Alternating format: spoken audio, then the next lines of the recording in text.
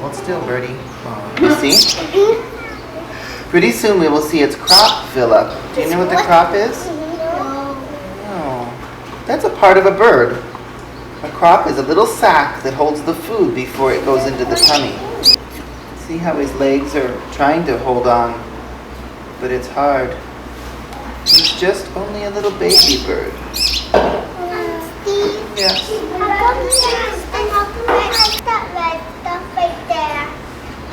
yeah. He's still growing new feathers. So Cassidy's noticing that you can see the skin, but most birds that are older, you can't see the skin. But this is interesting because a baby bird doesn't have all its feathers yet.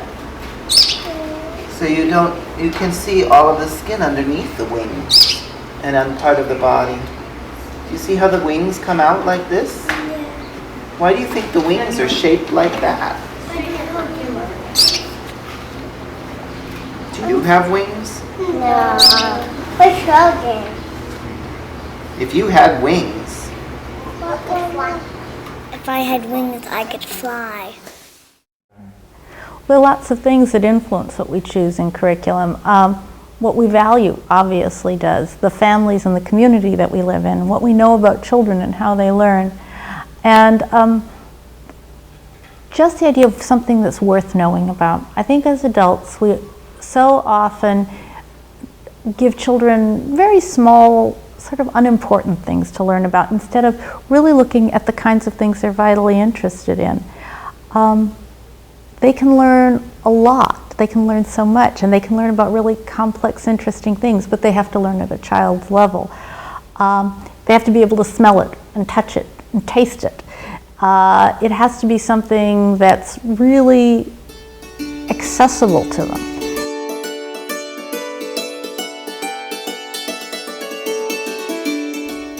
when we started to plan, we didn't want to just scratch the surface of the topic we chose. But if we were going to do a long-term curriculum study on birds, then we wanted to go in deeper and not just fill in the blanks for the activities that we chose every week, but to really think about what it was that we were trying to get children to understand about birds and what kind of activities could we provide that would help them to discover those things on their own and with help.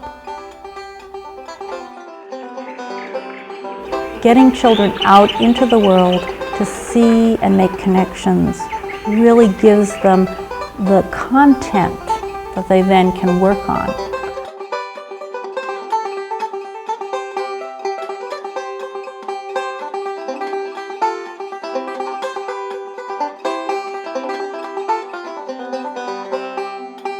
The first trip we did for the bird curriculum was just a walk in the neighborhood to see birds. And then very early on we went to the zoo to see so many different kinds of birds.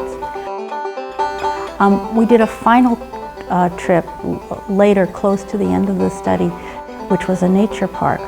And again, that took us into the environment and let children make connections between what they'd seen on the walks, what they'd seen at the zoo, what they'd seen in the yard, to what they were seeing in this natural setting. The whole thing makes it real, and making it real is really what it's all about. We see at the zoo. You said that you would be seeing birds. Did you see any birds? Yeah. The ones with the mice are big. The ones that ate the mice are really big, Janae said. First, the hornbill picked up the mouse with his beak, and then he started to nibble on it, and then he ate the whole thing up.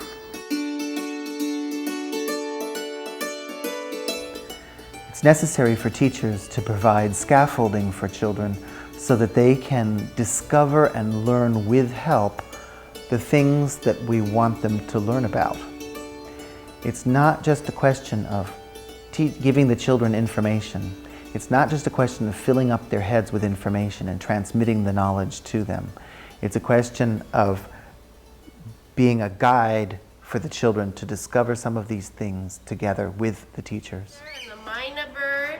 Show you these birds. That one looks like blue. You know what? I'm going to have all of these books here. I went and got them at the library so we could learn about a lot of birds. Available later. I wanted to look at some real birds. He's happy. Do you think he's happy? Yeah. Why is it curved down? I must help her to eat her food. Most birds have special beaks to help them eat their food. She wants to make her hurt. I was wondering if we might look at another bird, another real bird. How did she have some nails? Why does she have sharp nails? Why do you think she has sharp nails, Emma? That was my mom. Like now. What do sharp nails help her do? I want to bring in.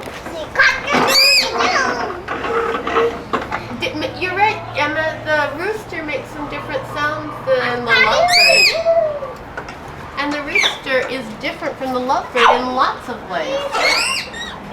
How is the lovebird the same as the rooster, and how is she different? I noticed something else that's red on the rooster that I don't see on the lovebird. We see on the head. That's called its comb. It's Isn't that a happy funny skin. name?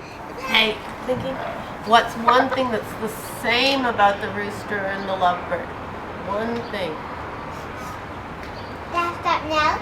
They have sharp nails. That is a good observation. They both have very sharp nails. I think you have to be involved in a learning adventure with children in the same way that you would be if you were doing this on your own. You need to say, oh, I didn't know that. How can we find out about that? And really guiding children partly as a source of knowledge of the person who knows more and has those skills, but also as a fellow traveler. Look.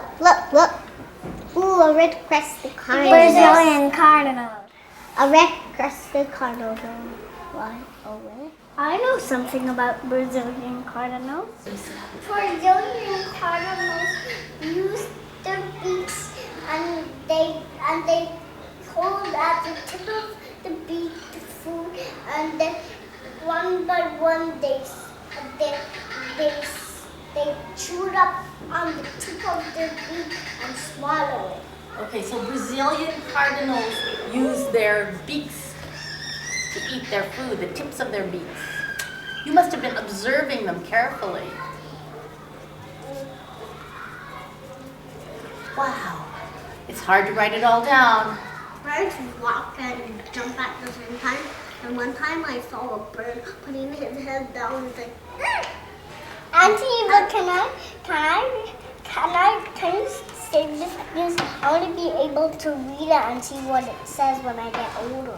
Oh, I think that's a great plan. And you know what? We have only one question up here that we wondered about, and that was Janae was wondering what peacocks look like. Did any of you have any other things you wondered about that you want me to write down? Oh, Jacob, what was your idea? Like sometimes birds, they actually like bite on their nails, actually like scratch baby birds like only can sweet a little bit, and big birds can sweet more than baby birds. Big birds eat more than Did you baby know birds.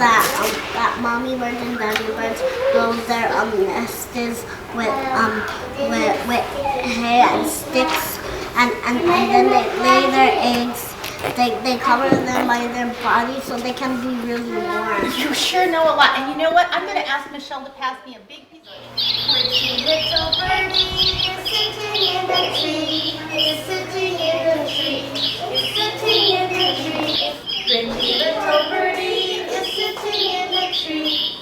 Sing a little song for me. Good, you did that well. Let's do it in Samoan.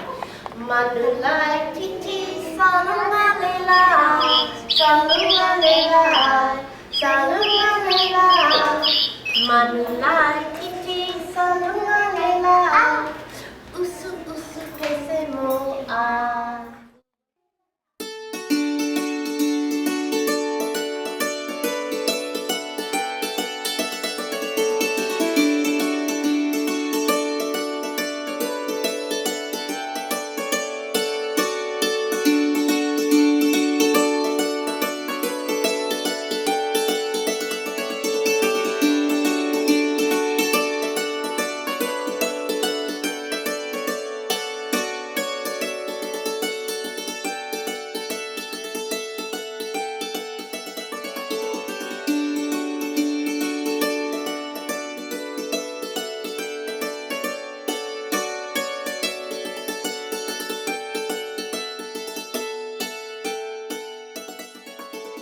when Jonah went to the bird cage and said, I want to draw this, I need brown paper for it, I need black crayons and white crayons so that I can draw what I see. And then he studied it, and he drew, and he did such a marvelous job of that.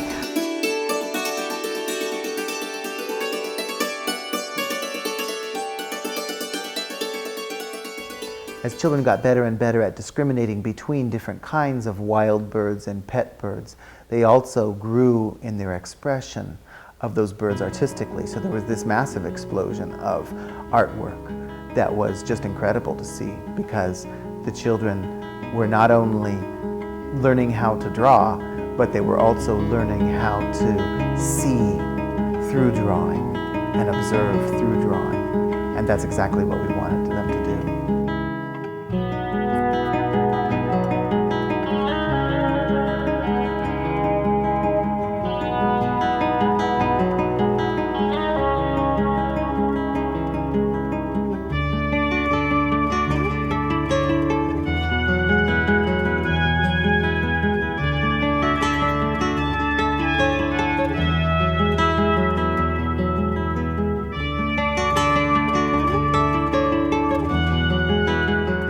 We decided to hatch quail eggs in the classroom so that the children would gain that experience.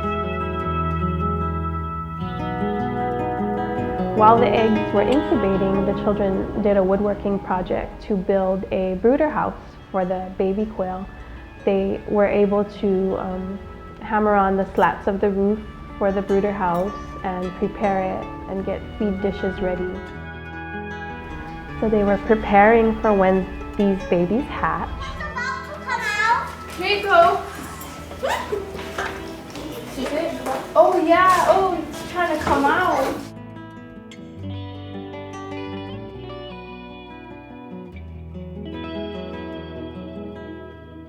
We looked at how long it would take to hatch the eggs and decided on quail eggs because it only took 17 to 18 days to hatch them, as opposed to most other species that take 21 days or more, like chickens.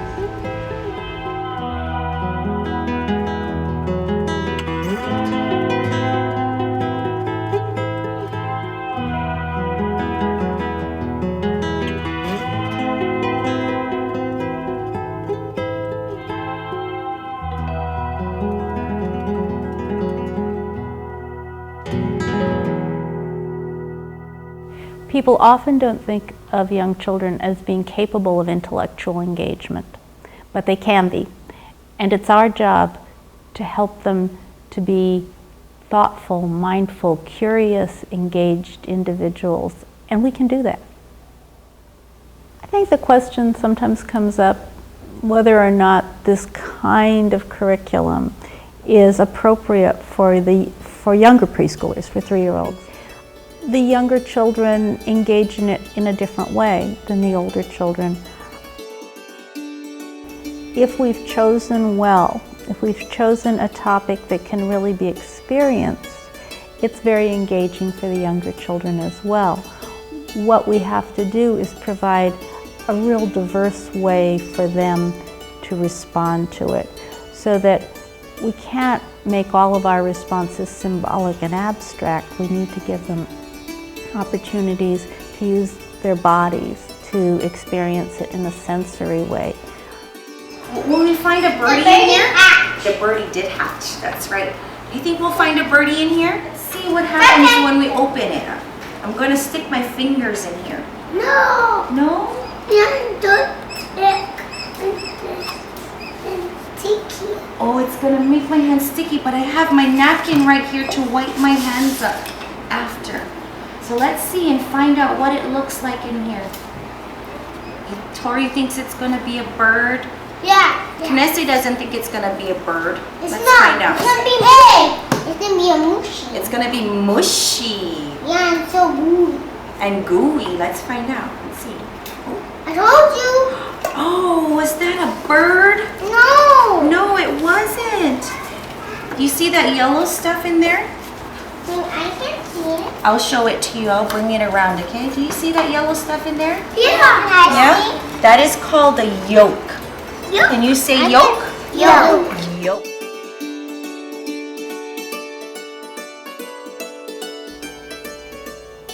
I was really amazed and pleased, and because I think it's so important in curriculum that we have ways every day to make any kind of curriculum study real to children. Not with one field trip and seeing it one time, but seeing it every day. So I think that one of the criteria for me for a good topic of study is that it has to be so accessible that you can bring it into the classroom on such a regular basis that it really becomes something children can learn about throughout the study, not just for those few days that you have the resources.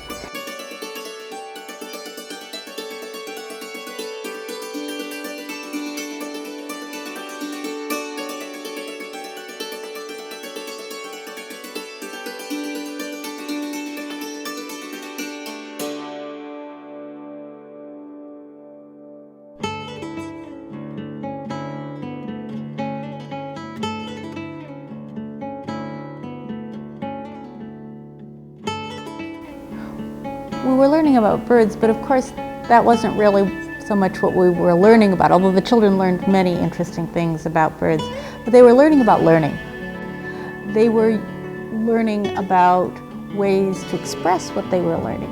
So really that is the focus, the purpose in some way of integrated curriculum. It's taking something that's meaningful and using it as a vehicle to learn how to learn.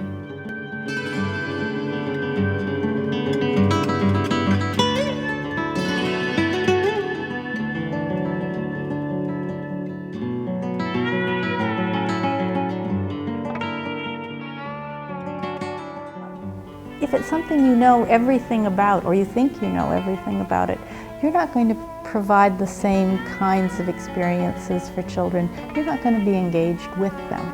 You're going to be teaching to them, possibly. So that combination of wonder on the part of children, but also wonder on the part of the adults.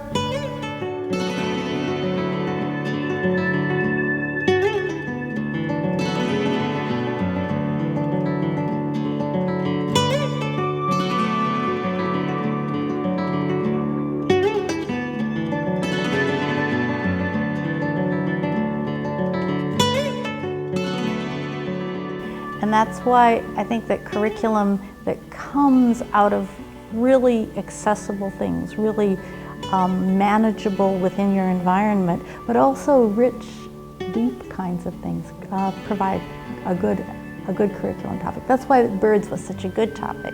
There's so much to learn about it. I learned so much about it. And the children did too.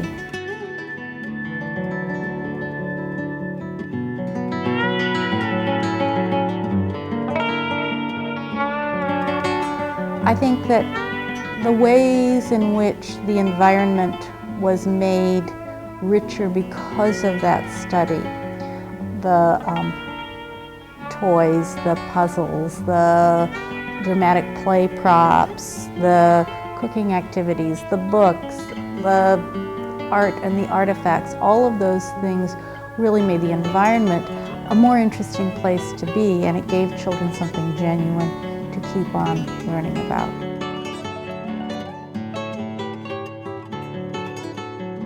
I felt like we were able to say, these are some things that we know, and at that point, ready to go on another adventure, another learning adventure. I think that's how you know when it's time to bring it to an end, when you know some things and you're ready to learn something new.